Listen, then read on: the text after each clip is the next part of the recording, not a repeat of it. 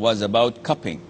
And what confused him is a hadith where the Prophet ﷺ tells us that the earning of a person doing cupping is khabith.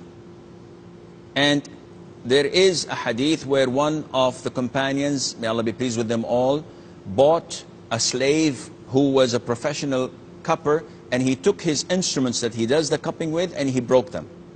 And he narrated this hadith, that the dowry or the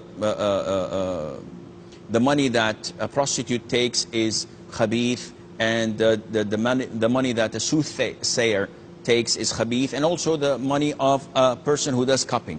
So the scholars were confused a bit because the Prophet himself performed cupping, and he gave the man who made cupping for him a dinar. And he told us ﷺ, that the roots of curing and treatment and healing in Islam depend on three, and that is a drink of honey and a slice or a slash of a cupper, a person who does cupping, and cauterization or al-kay, burning with a hot piece of metal in designated or certain places of the body. Now, the Prophet ﷺ said this, and yet he told us that the earning of a cupper is khabith. Now, the word khabith is not always muharram.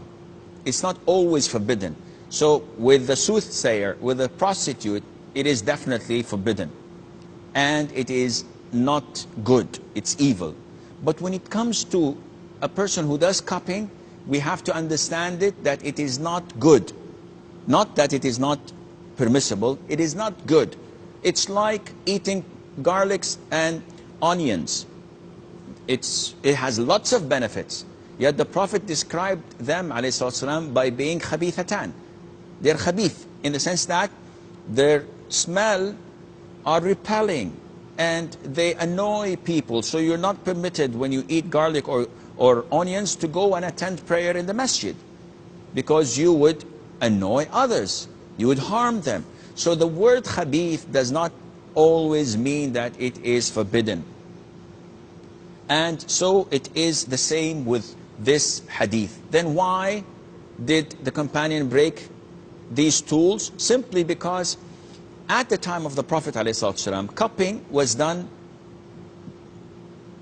personally, in the sense that there were no special tools. All what he has to have is a blade. He cuts or slashes the back of the neck or the shoulders, and then he gets either a glass, an empty glass, and he lights something, so he vacuums it from air, and he puts it inside, and it sucks the rotten blood out, which is black and rotten and very heavy, not as normal blood that people get when they get their wounds. Or, and this is what was usually done, he puts sort of a tube and he sucks the blood out with his mouth, and there is a possibility that some would come into his mouth. So this is not something that people look up to. And Islam looks up at jobs that preserve the dignity of a person. And at the time, and until now, if someone goes and sucks blood from a person, and the rotten blood, and may come into his mouth, this is something that's disgusting, though it has good medical benefits to it. And the awkward thing is that some Muslim doctors even fight this. Though the Prophet did it, and he encouraged us to do it, and so many studies encourage doing this.